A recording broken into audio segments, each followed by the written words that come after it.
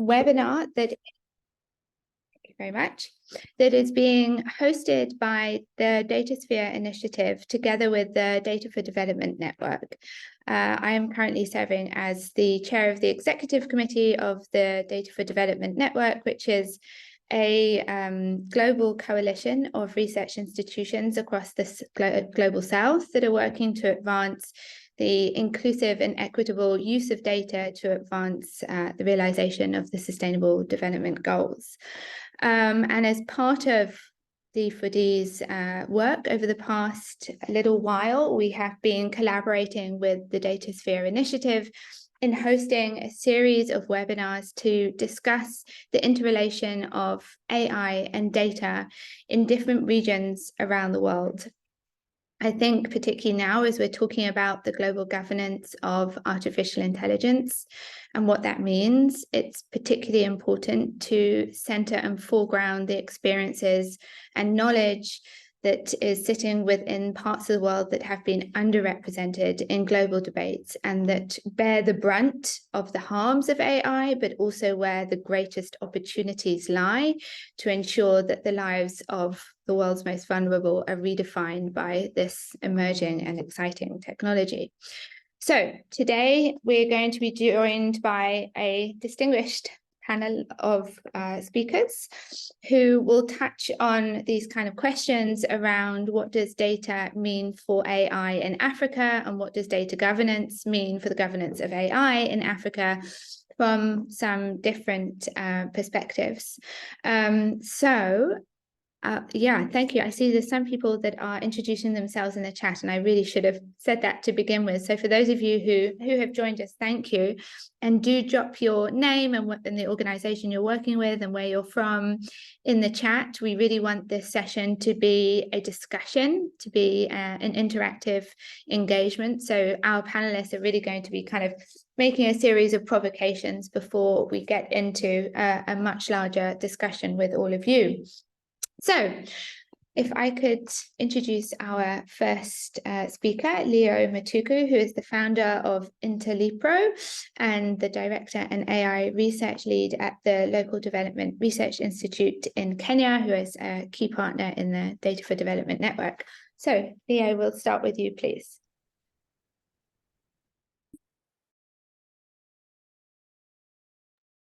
Thank you, Rachel, for the introduction. Maybe just to give a brief background about myself and my work. At the Local Development Research Institute, I lead our artificial intelligence practice, where we focus on accountable and inclusive artificial intelligence. And my current research includes designing frameworks that support accountable and inclusive AI, as well as building an AI early warning system to support climate-smart agriculture practices in smallholder farming in Africa.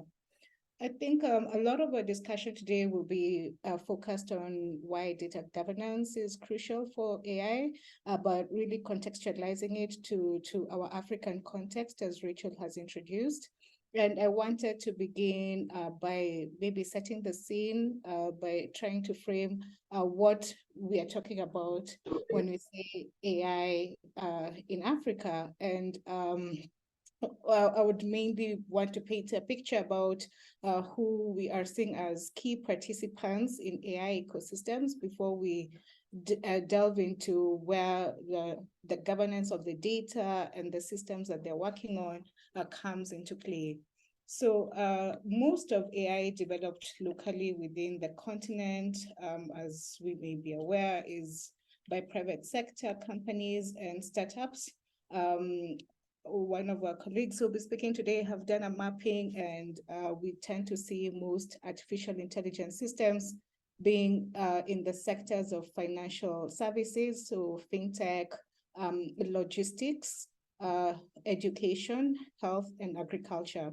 And what drives most of these artificial intelligence systems are data sets that may be deemed to be of a personal nature, because the idea is to offer personalized services, but at the same time, potentially surveillance data, which requires mass data collection of human beings and as well as of their settings.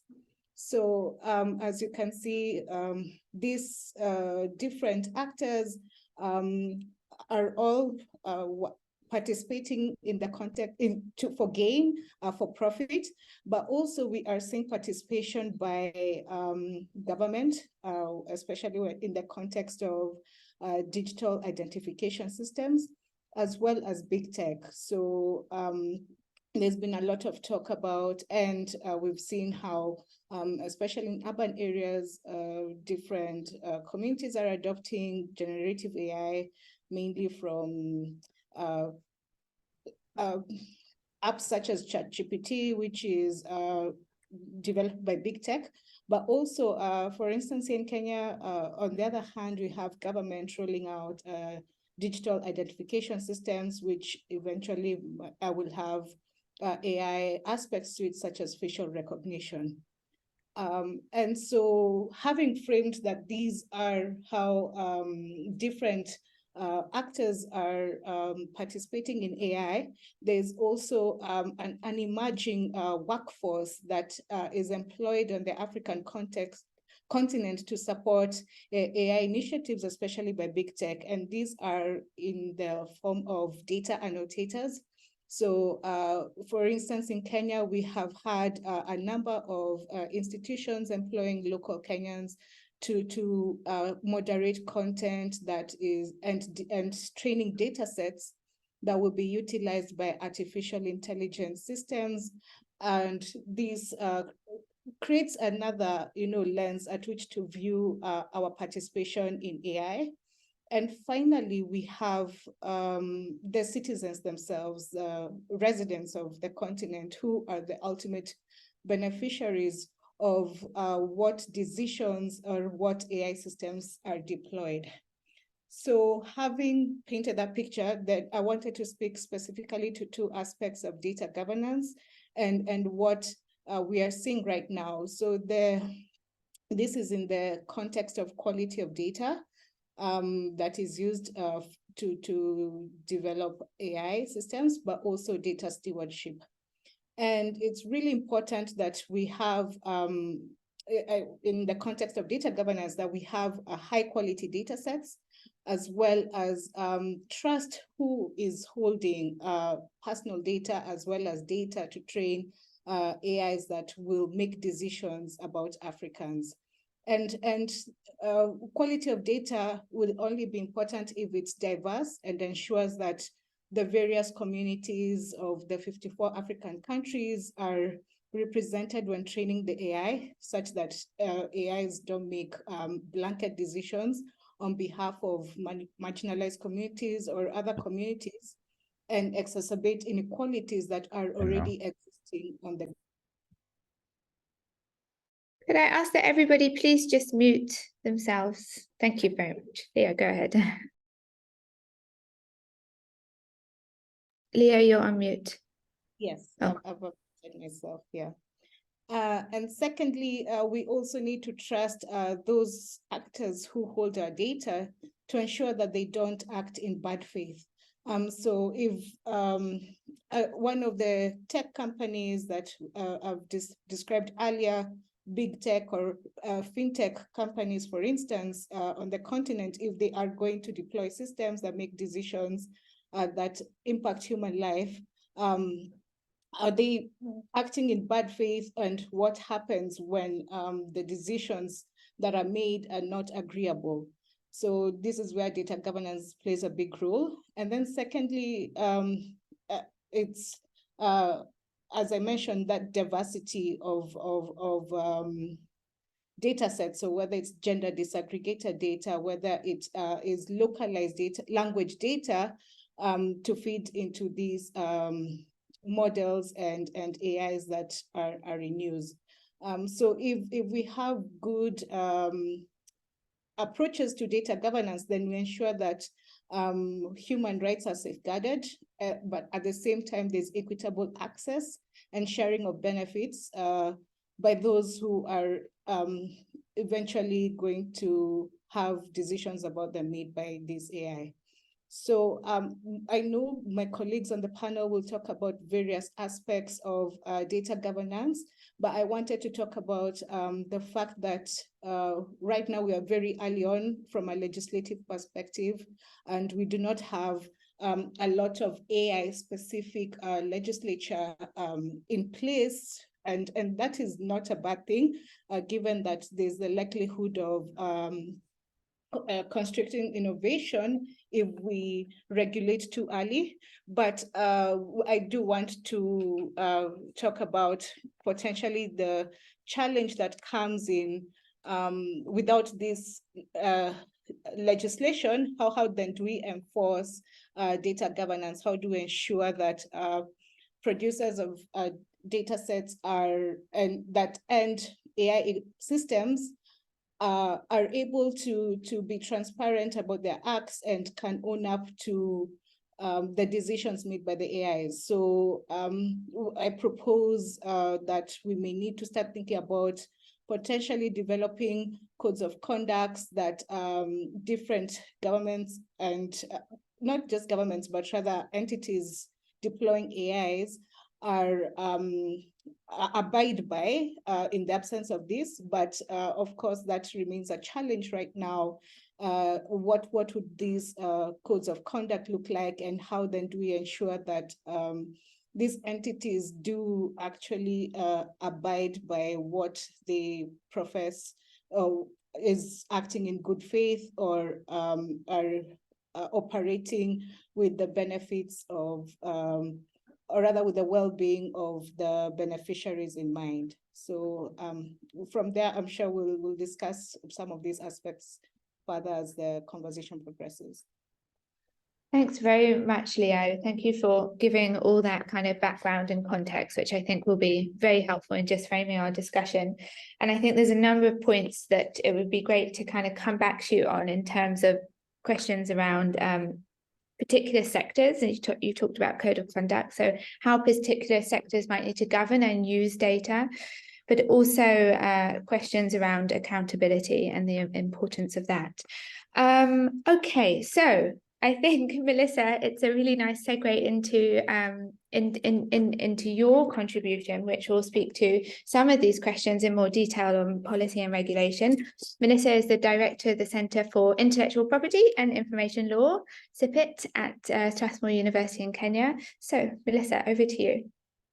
Thank you. And thank you, Leo, for giving such a wonderful background to enrich the conversation. So as Rachel has said, I'm going to sort of have a conversation or start the conversation off in the direction of policy considerations between data and AI. And especially, of course, in the context of Africa. If you look at the landscape, the legal landscape, and what I heard somebody once calling the legal scaffolding around AI, definitely, and data is miles ahead in terms of the number of data protection laws that have been implemented on the continent, the ideas of data policies and strategies, even at the continental level in terms of AU. There's really a great direction in terms of what countries, what Africa wants to do with data. Data, as Leo has mentioned, is integral to the functioning of algorithms in AI. And looking at AI-specific policies and strategies, there is a big gap, whereas policies around data are about 65-67% on the continent. For AI, we can count on our fingers how many strategies actually exist on the continent, how many acts or legislations or frameworks exist on the continent. And even there, we can argue. Some of you will say that Kenya has an AI strategy from 2018.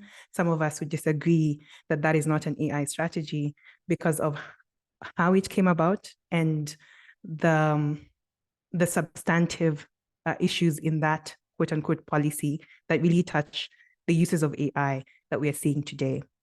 So I'd really like to talk about trends and challenges. And because I'm a Kenyan and in Kenya, I want to give an example, a case study, if I may, about emerging tech in Kenya and how that has been handled, because it really does give us a perspective of governance, right?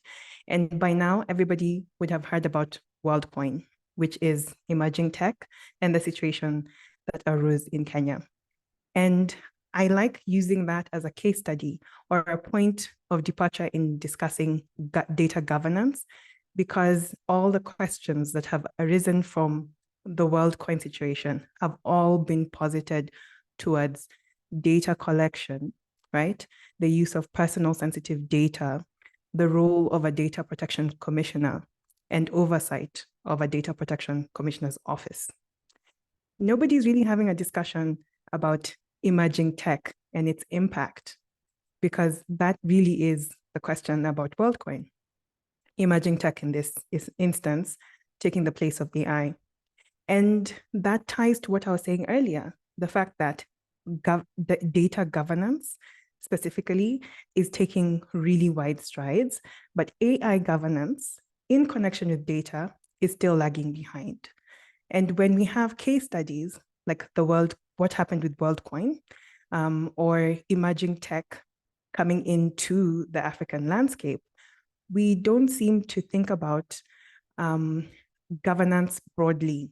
We narrow it towards data protection, and we are quick to call for legislation, not even policy, not strategy, not roadmaps, not understanding emerging tech and its impact in the local context. We jump towards asking for legislation specific to AI. I'm saying these two silos should not exist as silos any longer. We need to look at them holistically and find a solution that addresses the challenges that Leo has mentioned before me about local developers. Because at CIPIT, when we define AI, we actually tack on African AI to that definition, and we look at the local context and look at the stakeholders involved, because we believe that local developers give solutions to local problems. So if we are coming up with a policy, if we're coming up with governance, if we're defining responsible AI, if we're thinking about ethics, and if we're thinking about those two scary words right now, guardrails and safeguards, then they have to meet the local context. We should not be meeting a context of AI developer giants from the global north, because then we would just be legislating for a context that is not ours and might continue enlarging the gap, the technology gap, the development gap, the accessibility gap that already exists. The other aspect that I like to think about, because I do have an inkling towards intellectual property and which still touches on data, is the aspect of ownership of data, of the data sets, the training data sets that AI relies on, and how that is governed. Now, interestingly, there is an argument, perhaps an academic one, as to whether data can be owned or not. And there was an interesting discussion that was hosted by Ria a week ago, where that was mentioned. And there was quite a disruption in the chat because of that. And when I speak to developers like Leo, the answer is yes, data does have ownership, but that ownership is not individualistic. It's not really in a capitalistic sense. It's more about community, and really goes back to the data owners being the people from whom you have received this data from. I almost said extracted because that's the language that is used around data. So data governance policies and AI policies really need to think about ownership of data amongst those communities, and the governance of the use of that data. How we can get there is a discussion that I really hope we'll also have today. Thank you. Thank you so much, Melissa. We've got loads of food for thought, and I think we're going to come back to a number of these points around what does practices and regulation to advance community ownership and management and governance of data look like in African contexts. So, Justin, I'm going to come to you, which I think will provide a really interesting kind of counter perspective to what we've heard from Leo and what we've heard from Melissa around what can a regulator, a safe regulatory space look like to consider for different contexts. So Justin Bryant is the lead for Global Sandboxes Forum, and there's a specific African forum on sandboxes on data at the DataSphere Initiative. So Brian, over to you. Justin, over to you. Sorry. Thanks, Rachel. First off, it's great to see so many friends and colleagues here today. I want to just sort of talk about some of the overarching challenges that some African countries are currently facing in preparation for AI. And my colleagues have touched on this in some of their remarks, so I'll be going back to a bit of what they said, but some of my observations also dovetail off of UNESCO's findings in their artificial intelligence needs assessment for Africa that was conducted a couple of years ago. And it's important to note that while the landscape has seen a good deal of movement since 2021, some core challenges remain the same and some are increasingly urgent. So I want to kind of reiterate a bit of what Melissa said on the growth of frameworks concerning data protection, right? In 2021, it was 22 countries on the continent, and now that number is closer to 36. So a lot of growth has happened in that space. A lot of countries have kind of woken up to the importance of data protection regulation, right? But as the landscape is changing and technologies are evolving and generative AI is here, the legal provisions will need to be updated to the new uses and applications of data that are endangered by AI. Many fewer countries have statutes that provide this sort of protection against algorithmic bias and discrimination. And in the digital regulatory space, while some countries in Africa have started to take a different approach, many have taken an approach to generally follow what's been drafted in Europe rather than to really be thinking locally about what's going on in the emerging technology ecosystems in country, the unique threats and market patterns that are happening. And so this makes it difficult when and where there are gaps that do emerge in the European frameworks, because then similar gaps emerge in the African frameworks that are modeled often very closely off of them. And so these regulatory mechanisms and instruments need to be contextually adapted to serve the country's development goals and unique cultural circumstances. And to the extent that this is not done, a lot of African countries and Africa as a whole will see their power to contribute their unique perspectives and best practices to the global consensus as well. Another challenge is one that we see worldwide in our work at the DataSphere Initiative, and that we're seeking to address through our Sandboxes work, which is breaking down the obstacles to unleashing the power of open data and data sharing. And Melissa touched on this as well. In doing so, societies can strengthen the transparency and innovation through the development of data-driven public services. There's a lot of conversation around digital public infrastructure that centers generally around digital ID and payments, and Leo touched on this a bit earlier. But we think that the aggregation of high quality non-personal data combined with the power of machine learning algorithms can create a new class of data-driven infrastructure with the AI insights that will have revolutionary impact, particularly in the realms of sustainability and public health. And to realize this requires dynamic collaboration between governments, technologists, private sector actors, and civil society. And that's a lot of the work that we try to do in our sandboxes. In Africa, this can be a bit difficult sometimes because there can often be distrust among stakeholder groups. And so in many places, there's a culture that government kind of stays in their own lane and industry stays in their own lane. But realizing progress in our current era characterized by rapid cycles of technological evolution, and where trust is the currency that fuels this wide-scale data sharing and AI innovation, both within countries and across borders, requires that we do away with this approach and align incentives for different stakeholders to work together. And the reason is because it's simply just the case that in order to upgrade these ecosystems, government needs the know-how that industry and civil society has. And with that know-how, we can set the right guardrails for building the blocks. We can set the right guardrails for protecting individuals and also building the blocks to leverage AI innovation for economic growth.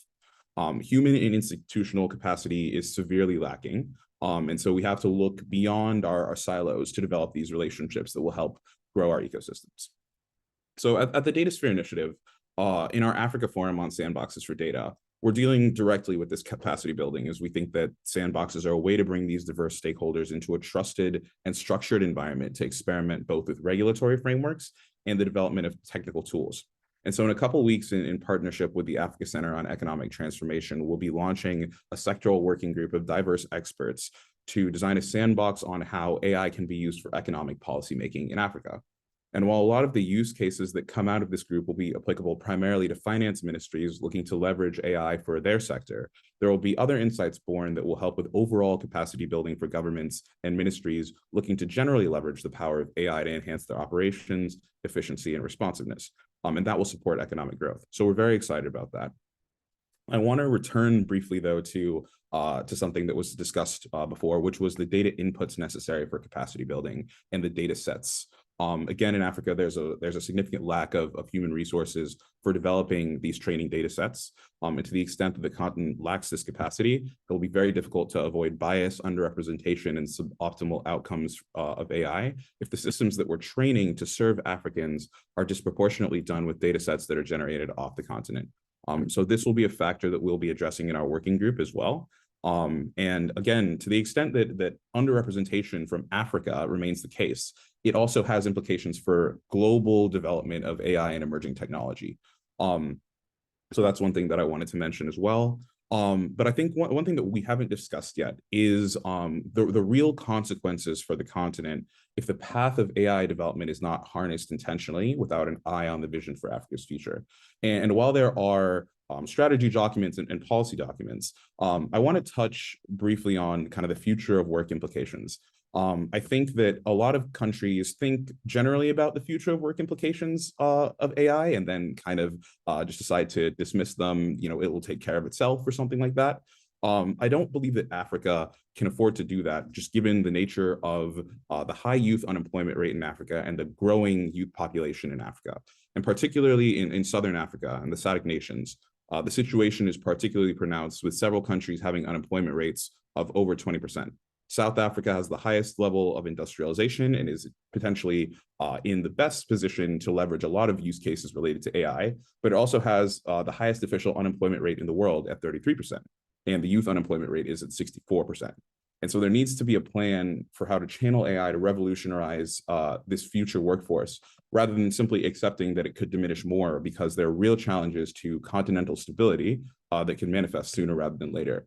So when Leo tells me that in Kenya, they're beginning to advance this through data annotators that both will address the data set issues and workforce issues, that's very encouraging. And I think that promoting the development of national, regional, and international research networks, quickly updating education, skills, and training, and engaging in robust workforce development and planning will assist this. Justin, thank you very much. I think there's a number of threads we can pull out there. And it'd be great to kind of know more around specific sandbox examples that you have done and led on the African continent. I hear the issue of trust that's coming up. And in fact, Leo, it would be really interesting to hear from you. You've worked with communities, you've worked with local developers in building data systems to address local problems. What are the kind of key barriers that you have seen? And can you comment on that in relation to some of the issues that Justin has raised in relation to a lack of trust amongst different stakeholder groups? Thanks, Rachel.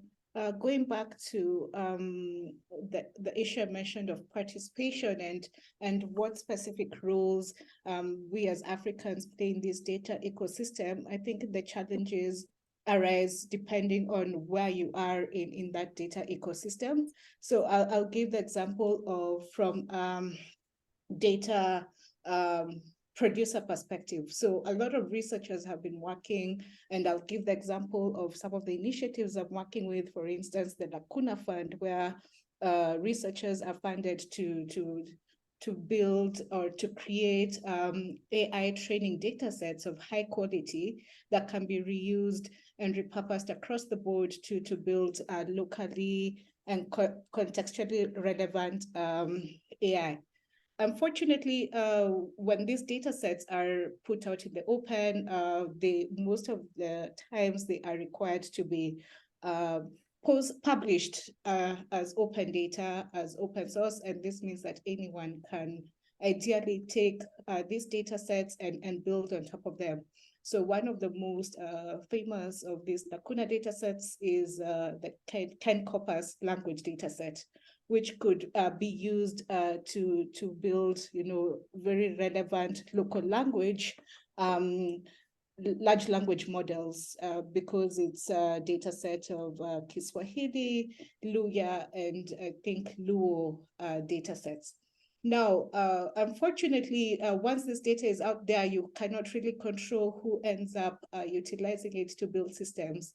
And so we are seeing an issue where they are being used, for instance, by big tech to try and increase the diversity of the training data set in use.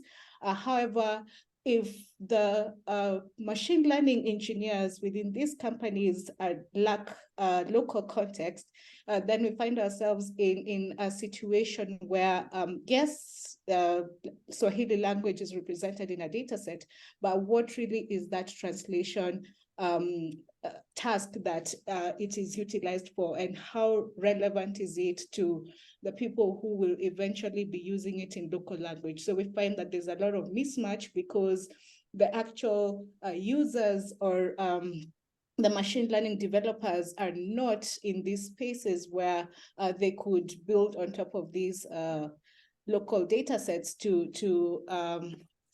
build for current context. So participation then is lacking from human capacity of Africans being represented in these companies.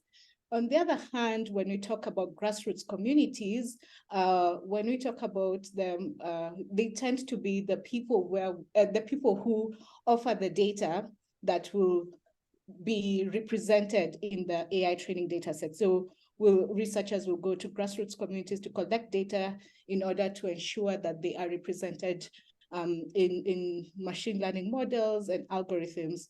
But the question is, do these communities become the ultimate beneficiaries of these ML data sets or other ML models and AIs that were built with their data? And how do we link that beneficiary to the actual decision that's made or the model that is produced using their data? As Melissa mentioned, and this is where the issue of ownership comes about.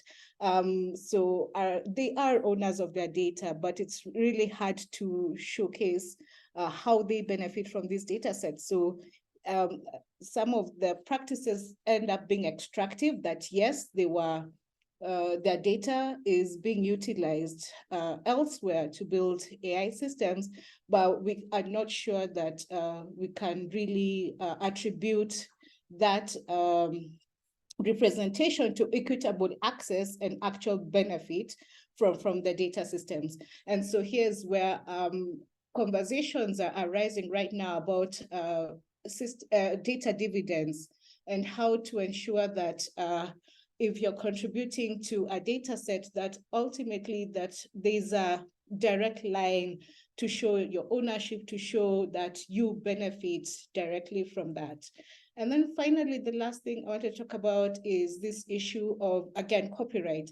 And Melissa would be in a better place to discuss that, especially as it pertains to developers. So going back to my earlier example of these researchers producing a locally relevant and contextual data set through initiatives such as Lacuna Fund, once the data is out there, unfortunately, a lot of the AI in place is still closed systems.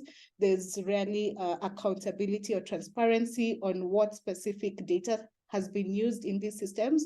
So here's where we find that if these data sets have contributed to the development of those AIs, there's a likelihood of copyright infringement if it is not, and especially if there's no attribution or there's no accountable and transparent ways to show that these specific data sets were utilized in these AI ecosystems, and this was their significance in the decisions that are made by the AI. So I think those are three different ways in which communities are challenged when we talk about AI. And that's why when we start speaking about data governance, we also need to look about how to make sure that developers of AI and especially big tech are accountable and transparent about their processes and how they have utilized data from communities and from local developers. Thanks very much, Leo. I think there's a number of points I want to come to you, Melissa, on there.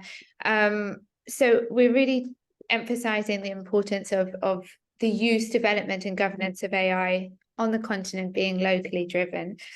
And you spoke about the kind of limitations of current regulatory approaches that are dominated by data protection laws and don't kind of cover all the things that we need to be looking at. So what kind of regulatory frameworks do you think we need here, taking into account some of the issues that Leo's raised on copyright, but also perhaps some of those issues that Justin raised around the labour questions, right? And the particular risks for those people that might be involved in the supply chain and in the production of AI from the continent. So, Melissa, over to you. That's a really lengthy question, but I'm going to try and tackle what I can. And my answer might not be pleasing to many because I think we need to stop thinking about coming up with a regulation. We need to think about the strategy towards getting us to regulating. If we think about what regulatory framework or model we could use, we would just be copy pasting what the global north is currently utilizing. And that might not make sense for the local context. And that is especially true from what Leo is saying. And a great example that I can pull from or try to also answer at the same time is the issue of copyright around these data sets, right? Immediately when you speak to policymakers or you speak to people within legal frameworks or who work within the legal frameworks. So I'm talking about lawyers and advocates, etc., people who advise local developers, people who would talk to global north companies coming to the African space. They already have silos around that. They would look at data first as intellectual property, so copyright, what type of copyright would attach to the data. And then they'll, after they've done that assessment, they now do a separate assessment about if there's personal sensitive data that exists. And then they'll now turn around and look at the algorithm and ask themselves a separate question about whether there's privacy by design, right? They have so many hats and they don't know how to put these hats together. And that's already just from a Eurocentric perspective, because all these things I've mentioned are from a Eurocentric perspective. They are not even thinking about the local context of community ownership. That is a foreign concept. So my answer would be, we need to take a step back and first understand the African ecosystem before we say we're going to regulate it. And that's why I like people like Justin, because then there's sandboxes that exist in order for emerging tech to still continue to innovate and function in a safe environment. So when we're not saying, oh, let's do away with thinking about regulating, we're saying, let's have a roadmap that's going to get us towards regulation. Because if we look at the development of even intellectual property laws, the history and theory around intellectual property is that nobody first started with copyright at the first time somebody created a copyright work. There was an allowance of time for these countries to industrialize and then start implementing intellectual property laws. And even AI, if you look at AI right now in the US, there are state laws on artificial intelligence, but there's not yet a federal law on AI. And AI in the US has been happening for ages, right? So rushing to regulation is something that African countries like to do because we always want to comply. We always want to look like we're open for business, quote unquote, with trade partners. So those considerations are there. And it's very interesting to think about how regulation does come into our borders. The example of Kenya, I would say, really depends on the trade agreements that we have. The US-Kenya free trade agreement that was under negotiation, I do not know if it has been completed, had aspects touching on algorithmic source code and accessibility to that, which Leo has mentioned. There were black boxes there, and that was encouraged as part of the negotiation objectives from the US. There were also objectives from the US asking for the removal of a requirement for local data centers and asking for the ability for cross-border data flows. So if that is an ask in a trade agreement between a country such as the US and Kenya, already you can sort of predict where regulation will end up at. But all these are based on the negotiation objectives of the US. The Kenyan negotiation objectives were completely silent on these matters and asking more about knowledge transfer, asking for more about issues around agriculture, horticulture, which are our traditional areas of trade. But that already tells you that regulation is not as simple as a country deciding for itself. All these aspects come into play. And there's not enough, can I say, policy space for the developing country to say, this is what we need to do. But conversations like this raise awareness about what needs to happen. So I don't have an example of a proper regulatory model because I think we first have to understand what is happening on the ground and maybe utilize the sandboxes by different regulatory bodies, different systems, maybe on an African continental level even, so that we don't stifle innovation because we don't have the regulations, but also so that when we finally arrive at a regulation, it makes sense for our local context. Thanks ever so much, Melissa. Justin, can I come to you? Because we're talking a lot about sandboxes being a really kind of important mechanism for trialing different approaches in a safe way. But I think it's quite vague what sandboxes are. And I wondered if you could just talk to us a bit about what exactly a sandbox is and what your experience has been, what it's looked like in terms of African AI innovation. Can do, Rachel. So I guess, and this is a very good sort of foundational question to set things up. So sandboxes can mean a variety of different things to different people based on the context that you're coming from with it. Generally, there are two schools of sandboxes. There's generally the regulatory sandboxes, which historically have been convened primarily by central banks and authorities looking to test out fintech companies and test their business models against emerging financial regulatory models within countries. But also the regulatory sandbox model has been expanded to include AI in places like Europe, where they're currently doing a lot of sandboxing around that. And it's starting to globally take shape in other sectors. There's also an operational sandbox concept, which is primarily utilized in more high-tech environments, tech companies and startups that are looking to test out product features and see how they work alongside other business functions, other elements of an overall product and things like that. So there's the technical side and there's the regulatory side. At the Datasphere Initiative, our concept of sandboxes is kind of hybrid because we believe in the regions that we're working with, both of these sides could use iteration and understanding of the perspectives of one another, right? So we ideally want a reciprocal arrangement in which, you know, technologists, industry players, and regulators on the other side come together to share perspectives and ideally are both changed, right? The regulators have a better understanding of what the technologists need in order to set the direction properly. The technologists have a better understanding of kind of what the development pathways are for these countries and the goals in order to develop with more ethical considerations and with an eyeball toward that perspective, right? So these sandboxes are in large part knowledge sharing environments in which a variety of outcomes and experimental outcomes could result. I want to touch on Coyote's question a little bit, though, in terms of Africa's readiness for the opportunities that are coming from emerging technologies and AI in the global digital value chain. And I would say Africa generally at this point is not ready in relationship to a lot of what Melissa said. And Melissa, as a fellow lawyer, I have a lot of respect for you because I think you're a rare breed within our profession, coming from the perspectives that you shared. And I'd love to talk to you more about the US-Kenya relationship, especially as it relates to like the CBPR emerging and things like that. But going back to the global digital value chain question, there's a lot of infrastructural components on the African continent that need to be resolved before Africa can say it's well positioned to take advantage of these opportunities. Kind of at the baseline, regular, reliable power everywhere is essential to be able to power these technologies that are just so resource intensive. And on the African continent, it's not a given that power is up at any given point.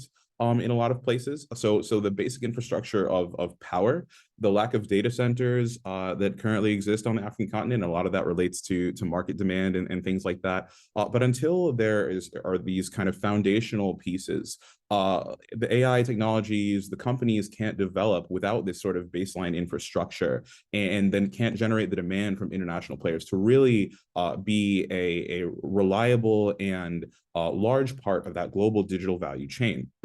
Right. I think from the policy perspective, the AFCFTA and the developments around bringing the AFCFTA to life can support some of this in terms of creating that cross-border interoperability between African countries, both from a policy perspective in the digital space and also from a technical perspective. I think that a lot of what could help create value in the digital value chain for Africa is being able to operate in terms of larger blocks of interoperability, such that when they're negotiating with other countries, when they're trying to present to big tech and things like that, they both have sort of power consolidated in these blocks that have an agreement and regulatory harmonization between them, but also kind of have consolidated their market power as well. But I think this sort of cooperation is years away, and will take a lot of discussions among these actors and a lot of trust building, as was mentioned earlier, being kind of the currency that fuels all this trust for these data sharing collaborations that will allow that to be realized. So those are some of my thoughts on that. Thank you so much, Justin. That was really, really helpful and very, very clearly set out. So I'd like to call on everybody that's here, anyone who'd like to ask a question to any of our panelists. Coyote, if you were there and you'd like to come on, it'd be great to hear from you, and you can talk to the question you put in the chat.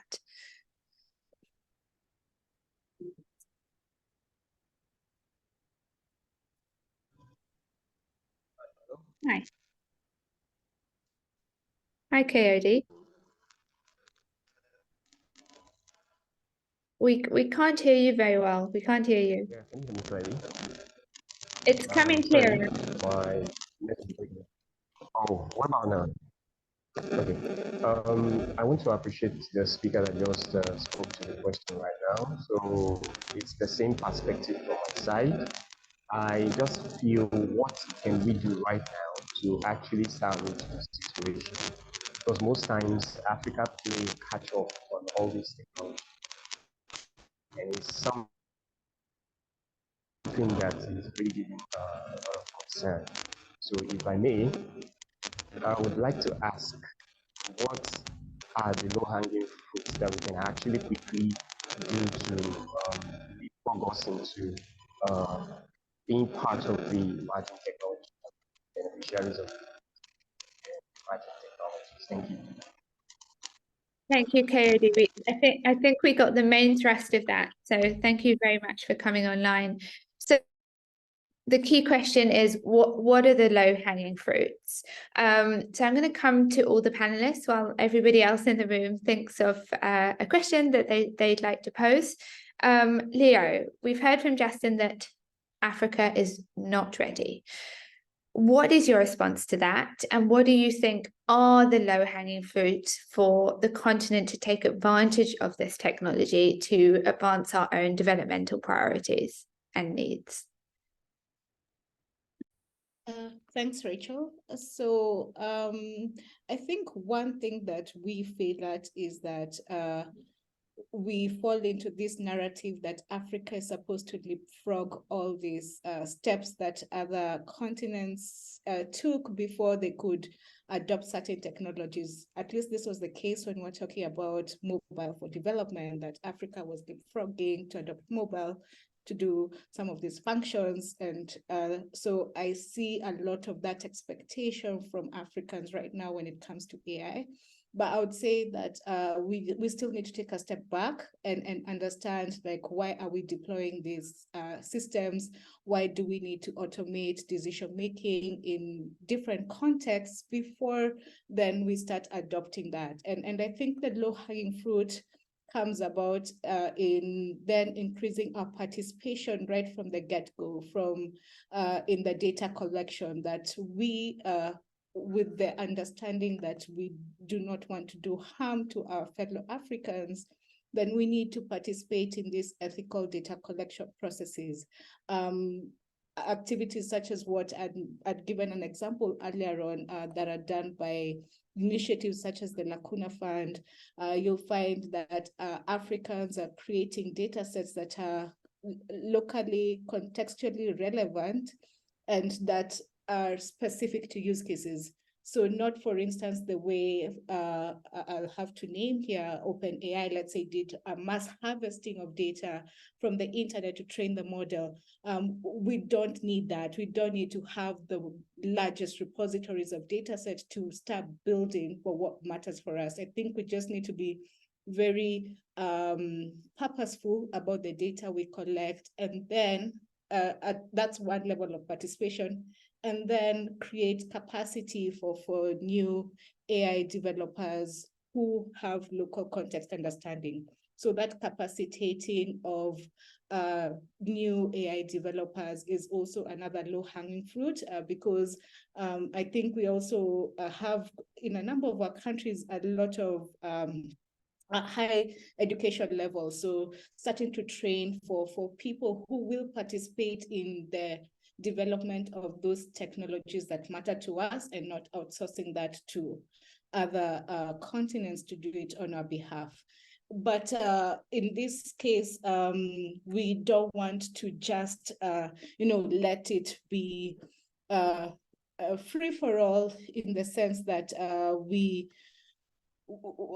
again, we're just building for the sake of building, but really that having it nuanced with the right amount of data sets, I think would be a good starting point. And that way, though creates that a regulatory headache, and Melissa might touch on this later, is that then we jump to try and control for the qualities of AIs that are being developed. And here's where we have really non-beneficial laws such as the ICT practitioner bills that are trying to standardize development of these AIs. But I think that we should just let innovation take its course, and then using these sandboxes that Justine has proposed, then can safely understand how these AIs are harmful or beneficial to those who will eventually have their decisions about them made by them. Yeah, thank you, Leo. I think those are some great points.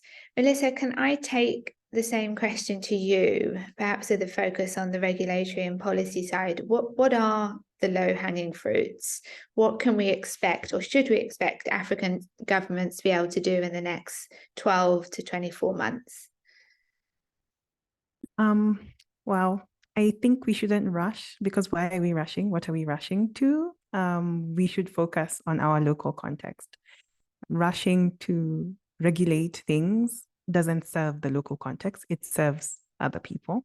I think the low-hanging fruit would start with whatever is happening at the continental level. So anything that's happening at the AU, the implementation of that would really be great, because the AU has lots of policies around data governance, and even around AI. There's an AI strategy at the AU level that nobody's talking about.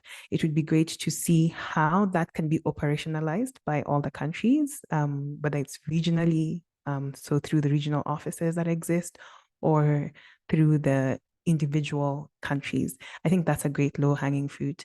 I do know that we are way in advance in terms of data protection laws and regulations, but the Malabo Convention is really something that I think people should take cognizance of. We do have a lot of people signing and ratifying it, but it seems to be quiet there around what's happening with Malabo, and that does have an impact on data. It does mention AI, but perhaps thinking of how to update it or how individual countries can take it and use it moving forward. There's a question around future proofing of laws always. It's not just unique to Africa, it happens everywhere, but we can also think about capacity building of policymakers. I'm going to take a pause there because, yeah, I know how hard that is, but capacity building of policymakers so that they understand what it is that they're, developing policies for. And that's something that CIPID does. So yes, I'd say really looking towards Africa at the AU level, that's something that we have avenues for, we can do and should start implementing and really focusing our energies there. Capacity building for policymakers, but also looking at the tools that we already have and seeing how we can future-proof them. Thanks. Thank you so much, Melissa. Is the AU AI strategy published? Last I heard it was floating around with Alda Nefad, or are you talking about a different one? That's the one that I'm talking about, Alda Nefad. Yeah. Okay. Yeah, very, very interesting. Okay, great. Justin, I think this question of how we build capacity with policymakers is something that seems to be a potential within the sandboxing space. Have you had any good experiences with building the capacity of policymakers to think in more kind of dynamic and agile ways around the governance of AI and data-led innovations? So Rachel, I'll say that our Africa Forum is just getting started. So like I mentioned, in a couple of weeks is when we're going to begin our working group and begin testing this out. So we've been having a lot of plans up to this point and getting the blueprints together, but we're about to kind of get started on the tactical piece. So I'd love to come back to you once we've achieved some of that and let you know how that's going. In terms of the low-hanging fruit question, though, I'm gonna strip it back beyond both of what my colleagues have said. And I think the low-hanging fruit is really ecosystem investment generally. I think that a lot of the baseline infrastructure needs to be invested in order to support the development that we're talking about. And then in terms of capacity building for policymakers is crucial, but capacity building among the youth and education, really thinking about how to update our education curricula and support programs in universities, add this capacity such that young people can enter the profession and have pipelines into work in the space, and also just can innovate at the university level around these sorts of things, because the youth and the digital natives are the ones that are going to be driving this forward in the years to come. And so they need to be well supported and make sure that there are programs that can help them channel that energy. And then also in terms of what Melissa said about the AU direction setting, I think if we're going to be talking about regulation, I think that is probably where we should focus in terms of the overall big picture, rather than specific, kind of rules and procedures for things in country. I think it's important for people to have a vision of where things could go and then work that back in terms of the kinds of strategic investments that are necessary to enable that vision, and then how we enable the workforce and greater student capacity to begin pursuing these professions from early on and have 20 years of this sort of development, rather than maybe 5 years at the end when they realize that this is a possibility for them. Yeah, thanks, Justin. I think those are great points, and I like the focus on sustainability. Daniel, I see you have made some excellent points in the chat. Would you like to come in and talk to some of the points you're making? Sure, I hope you can hear me. And sorry, I think I was the one who was unmuted when I initially joined, and I'd only noticed it after I was talking and I saw my mic was on. Sorry for that. No, I just wanted to, like, when you were talking about leapfrogging, and also the point that Melissa mentioned on like doing actual groundwork of building ecosystems locally that can then drive this whole AI innovation work and so on, the danger that I often see with leapfrogging is that it sounds great in terms of innovation. You know, just leapfrog, take a few steps forward, and be fast. You know, don't wait, and so on and so on. But the danger is that you end up being dependent, or you can easily get dependent on external technology. You know, like, I don't know, now people want to use ChatGPT. Great, awesome. If that gets imported into government and so on for all sorts of things, which is generally a bad idea because you do not solve structural problems with that kind of technology, but that's another topic. If that gets imported into government, then all of a sudden you're dependent on OpenAI and there's other open tech tools like that. So I just wanted to basically make the point that I would fully agree with Melissa, with Leo, and also what the others have said, that it's important to invest in AI ecosystems, do the groundwork, make sure that it's steered, that it's driven, that it's also owned by companies and communities who create the data sets and so on and so on. It's difficult as it is. I mean, Melissa, we had a couple of conversations around licensing of data sets, for example, and open data sets and all of that. So that's the point I wanted to make. Not really a question, more comment. But yeah, really, really interesting presentation so far.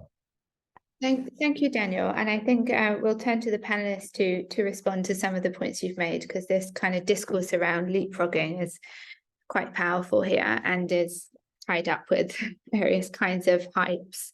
There is a question from Tabara in the chat, a really good question about how can we ensure a gender responsive approach and make sure that inclusion becomes a reality in making regulations and policies. So I'd like to take, Tabara, I don't know if you want to come in and speak a bit more to your question.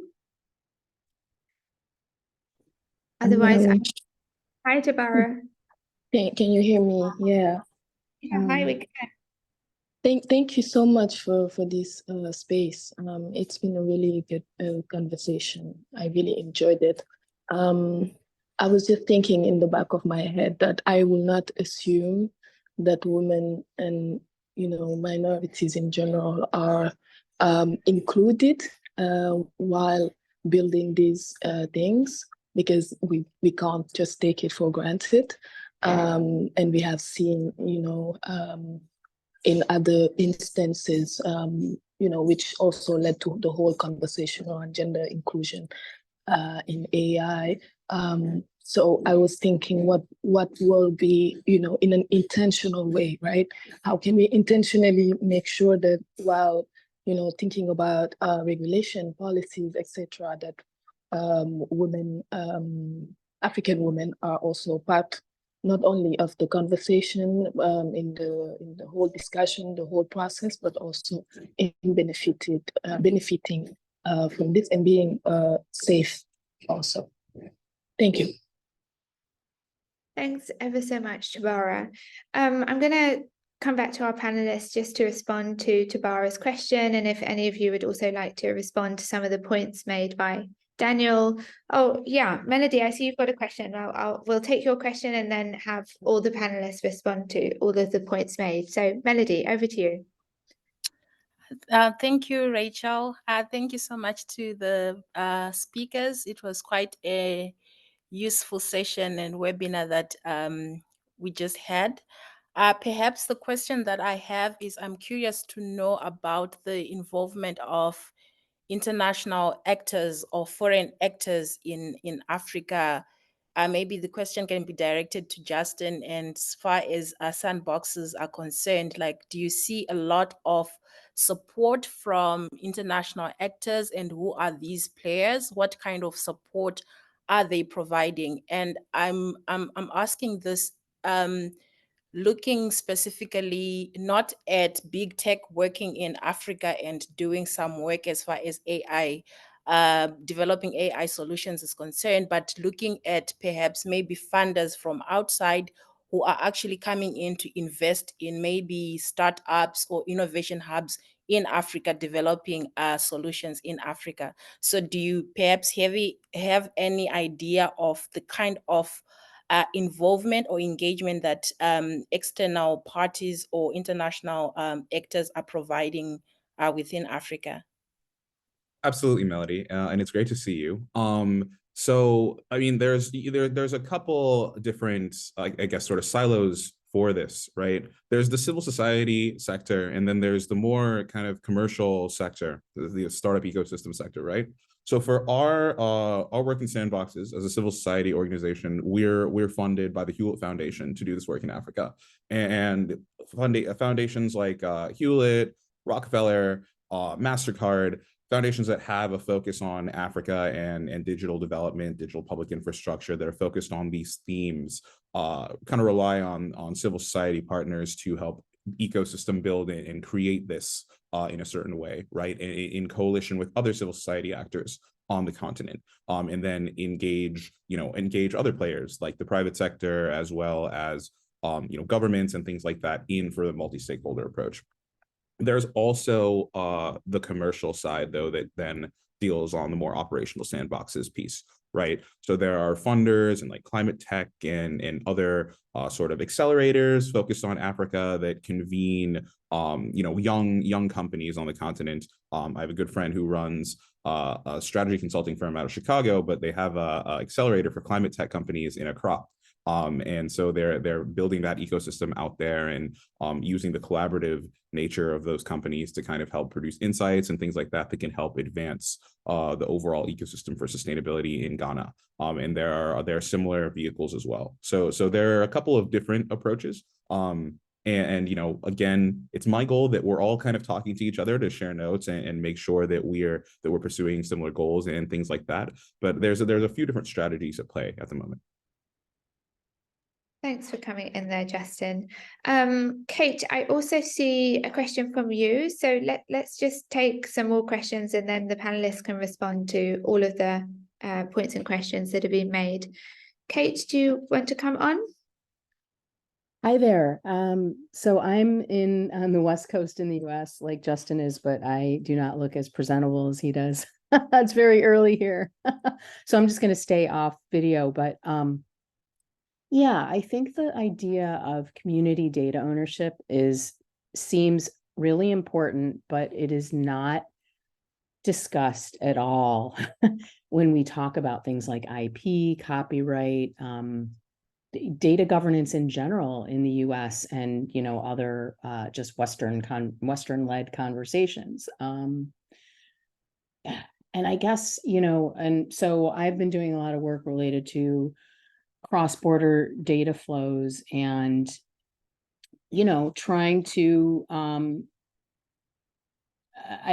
interested to hear everybody's perspectives on how to relay these goals of community ownership and these ideas to people here in the US, talking about data governance and talking about cross-border data flows. Like, other than just saying, hey, people throughout Africa care about community ownership, it's a different perspective.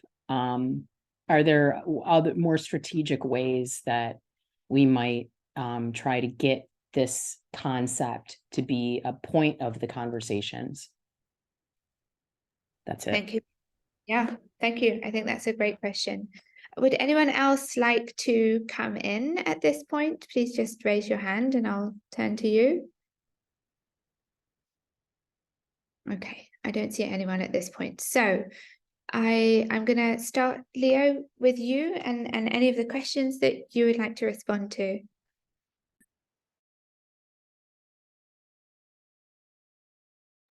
Sure, Rachel. Maybe I can start by responding to the question around what gender responsive approaches look like.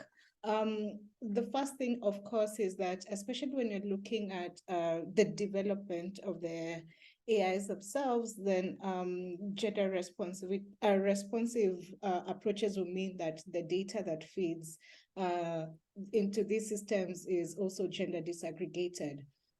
This might not be an issue with some of our, for instance, I want to give the example of African languages. So most of our languages, for instance, Swahili, which is a language I speak, is not necessarily gender disaggregated. But if you go to a language like French, of course, there are different ways to name gender, and it comes out in how the language is structured. So when building a large language model with that as a background, you might find that in contexts where the way the language itself is designed is not gender disaggregated, there are some nuances that might be missed out, especially if these languages become voice, for instance, voice systems, because then they may end up misaddressing the people who are recipients of such an AI.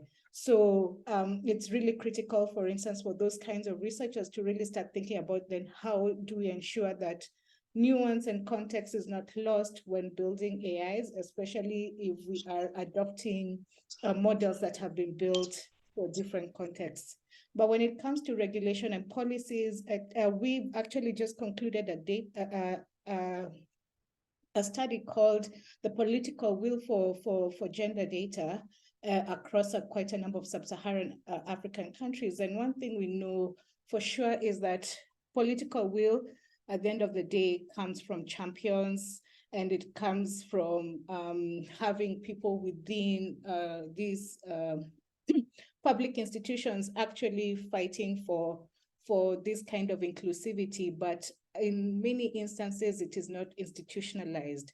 And so it has to come from how departments even think about planning programs before they send out, data to be collected by statistics agencies.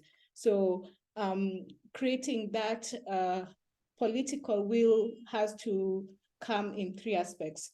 For us, it's thinking about human capital. Who are the people capacitated within these institutions? How are they thinking about gender before they make policies within the departments? Secondly, we're talking about financing. So we can't just assume gender disaggregated data will automatically flow if we roll out surveys, for instance, or if we roll out initiatives to collect data. So we need to figure out that the financing for these initiatives has this gender disaggregation as well as gender responsive approaches at the core. And then finally, this is what now will contribute to creating those enabling environments when it comes to the regulation and policy.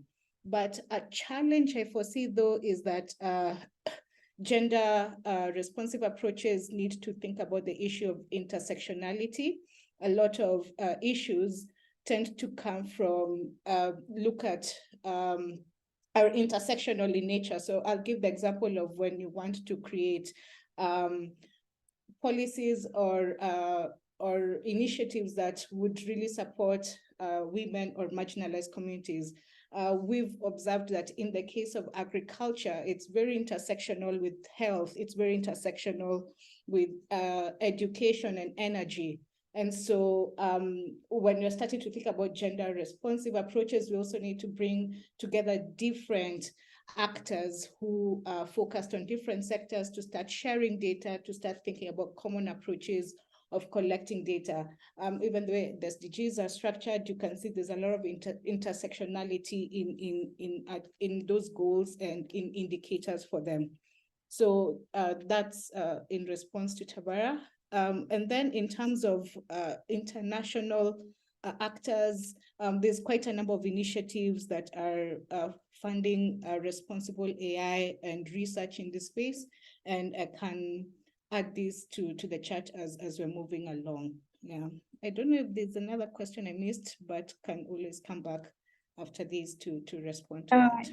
Yeah, I think that was great, Leo. Thank you. I think you've laid out a number of key considerations. So thank you for that. Melissa, can I come to you to respond to any of the questions that have been raised? Yes. First, I'd like to say that Daniel has been spending a lot of time in Nairobi. So that sentence, mine is a comment, not a question, is very Kenyan. So you're doing well, Daniel, in picking up Kenyanisms. With regard to the question about gender, as I was listening to everybody else, I think I really thought about how this can be rooted towards policy. So having a policy roadmap or a strategy that really focuses on gender would assist in addressing some of these issues, but also having or looking at gender not only as the male-female binary, but as the question of power. I think that helps us address that. It's really about power. It's about the marginalized, those who are discriminated against, that goes beyond the female-male binary. I think that we need to think about infusing that towards policy, and that helps with accessibility, and that trickles down then to anything else touching on how AI functions. For example, if an AI tool is utilized in government, if you address the question of power, you also end up addressing the question of gender as well. So that's how I would look at it. And maybe it's easier to have that conversation of power than having a conversation about gender in certain African states. So that's what I would think about in terms of policy and regulation, is really talking about the marginalized. And if you can cater for the most marginalized person in your community, then you cater for everyone. The issue about cross-border data flows and how to have that conversation in the US, I really don't know how you have that conversation in a US context. But the conversations that we're having in Africa around cross-border data flows is asking ourselves, which probably also answers Kayode's question about the global value chain. We are mainly data producers, and we are mainly consumers of AI. So if you think about being a data producer and shipping your produce across a border, then what is the benefits that you're getting? If you have the conversation from that perspective, and then you ask yourself, who is a data producer? And when you go down to defining the data producer, you find that actually it's a community, then I think you can start having that conversation. It's really about understanding the context of where that data is coming from. I keep saying, and I was hoping not to say it today, but data is not oil. Everybody says data is the new oil. It is not oil. Data is not something that just exists somewhere sitting, waiting for people to come and mine it. Data belongs to people. It belongs to people, and those people have to be included in the conversation. So if you look at it that way, then it's really easy to talk about the communities, because data is not an amorphous object that's just hanging somewhere. It's just like the cloud. The cloud does not just hang somewhere. The cloud is a local data center in a European country. So those are the conversations that I think you should have when you're addressing cross-border data flows. But I also understand the space that the conversations happen are like the trade spaces, where it's really, if you even utter a sentence like this, you sound like an activist. So you need to probably look for allies. The same way people lobby in trade agreements, like you have big tech, you have big pharma lobbying. We need to start having people lobbying for aspects of cross-border data flows, or for aspects that really favor the African continental experience. I do not want to touch on the question of foreign actors, because I think Justin did that a great justice. Thanks. Cool. Thank you very much. Justin, let's come back to you and any responses that you have to any of the questions and comments that have been raised. Yeah, I mean, I guess I can address the gender question. I think gender inclusivity in emerging technology is a global concern, right? Particularly as women, in Africa in particular, women are the majority of entrepreneurs on the continent, but they're a lot of the times lacking from these more technical spaces and conversations, right? Women are increasingly leadership in corporations across the world, in governments and things like that. And so we need to make sure that the equity in terms of bringing them into STEM and bringing them early on in the educational pathways such that they become, so they achieve parity with men in these areas is realized, right? And so bringing them into the policy sphere, in my opinion, begins with bringing them into the sphere generally, right? And if they're able to have space in these fields, then naturally their perspectives will translate up to the policy discussions if they're known as leaders within their communities and within their nations. with regards to the cross-border data governance and the community ownership, again, I think that's why it's very important for African nations to understand the very unique perspectives that they bring to the global conversation generally, and the very the things that are not being talked about in the global stage that that Africa can really bring.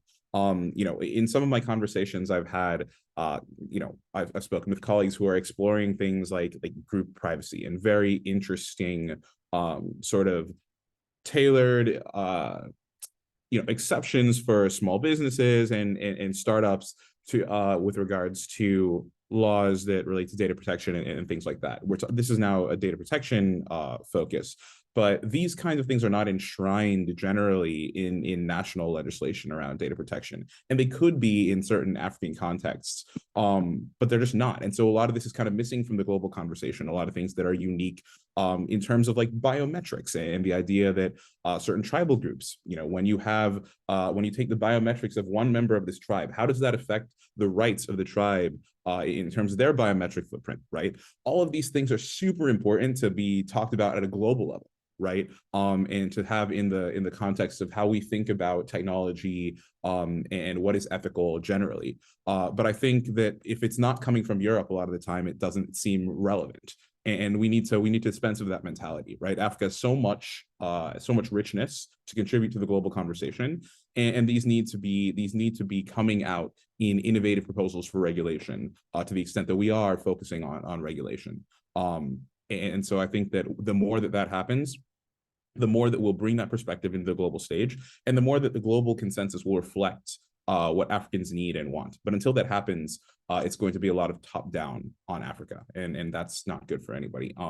So that's my perspective there. Yes, and that's great. I think that's a really good set of provocations to end on. And I had wanted to ask you a question a little bit earlier about how can we talk about Africa as a leader with respect to a number of different kind of approaches and practices in relation to community-driven AI use or governance. So thank you for raising that and placing that at this point in the conversation. We have just a few minutes left, so I'd like to just open the opportunity for anybody who has a burning question for any of the panelists that they want to ask.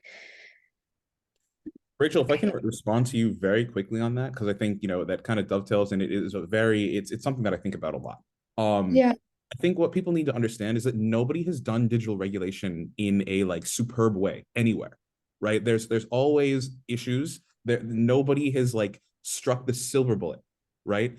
And so in that sense, why should Africa not be a leader, right? There's so much that could be improved and innovated on, and there's so much that's missing in terms of what is best for certain situations that are emerging every day. And I think that Africa just needs a few more champions in terms of adopting that perspective that we can and should be a leader with regards to this global conversation, and making sure that our perspective and that the unique things about the African context are reflected in these fora, such that everybody can learn from them.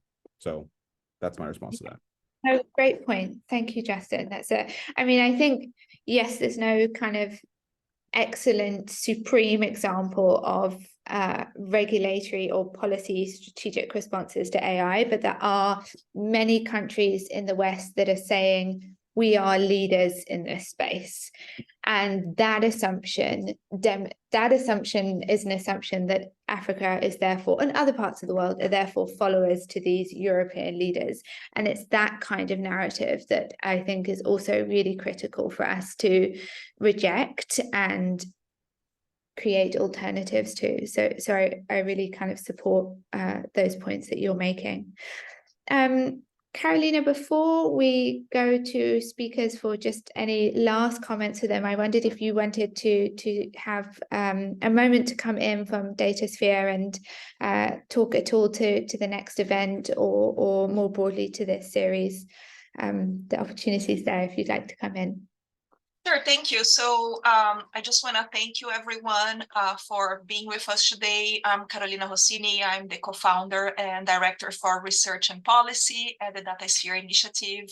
And I'm just very grateful to have learned so much and for you to sharing your knowledge and time with us today. I think there are incredible questions here in the chat that we're gonna make sure to consolidate and share in a blog post. And as Rachel was mentioning in the beginning, the idea here is to really shed light on the powerful voices of the Global South. I myself, I'm from Brazil, to really say, hey, what is the governance for artificial intelligence that we want, and how can actually that benefit us and not harm us in the majority of the world? And this is this series about, right? And what is the role of data governance for this? Because a lot of times we focus a lot on algorithm transparency, algorithm fairness, and we forget about the other very essential piece here, input piece of AI, that's data, right? So this series is a series of regional workshops. We had a couple already, and Natalia can share the previous ones that happen in the in the chat, and we hope to have ongoing conversations in each region. So yeah, keep an eye on our events page for that, and our newsletters on that. And if you want to learn more about the DataSphere and partner with us, please let us know. Thank you, Rachel, so much for hosting us today. Thank you, Carolina. That was wonderful. So with that, Leo, Melissa, Justin, I'm going to give you each 20 seconds to make any closing remarks or anything that was kind of a particular standout for you in the conversation today that you might be taking forward in your own work. So Leo, again, I'm going to start with you. Thank you. I'll probably emphasize on something that each and every one of the panelists has brought up today is the only way that we'll be able to support data and AI initiatives that work for our context is participating at all levels, participating as the developers, participating as regulatory oversight, participating as even as communities who will eventually be beneficiaries of these AIs. So I think that is where we probably need to do a lot of investment, is how do we build the capacities across the board to participate in the AI ecosystem in different capacities. Thank you. Thanks ever so much, Leo. Melissa. Yes, I hate normally rounding up because I can't stick to one point. So I'd like to give a very quick example, which I've talked about already, which is WorldCoin. If you're thinking about regulating data governance and AI in Africa, a wonderful example of how that might not work is the WorldCoin situation, because the WorldCoin situation would not have happened in Europe, would not have happened in the US. So there's no regulation that we would have had to counter it. And the simple fact is, if you look at what informed consent is and the type of data that was being collected and the people it was being collected from, that scenario can only be found in an African country where you offer people 7,000 Kenya shillings in order for you to scan their eyeballs. That would not happen anywhere else. So in order to solve or govern or regulate aspects of data and AI in Africa, we really have to look at the African context. That's my only parting shot. It's a great shot. Thanks, Melissa. Justin, over to you. And I don't have a whole lot to add. I think this has been an excellent conversation, and I'm very grateful to the panelists and to the audience. I'll just say I want to reiterate the importance of encouraging a multi-stakeholder experimental approach to regulating in this sector. I just think that the way that governance as usual generally goes is not going to be sufficient to address the very unique threats and the very sophisticated issues that we face when it comes to AI and digital regulation generally. And I think that any mechanisms that can be used to advance that collaboration and to break down the silos will be helpful in terms of moving the ball forward in this area. Great. Thank you very much, Justin. Well, thank you to all of you for coming, for all of your questions and inputs. Thank you to the panelists for all your contributions, and thanks ever so much to DataSphere and D4D for hosting us. We hope to see you in another event soon. Have a great day, everyone. Thank you.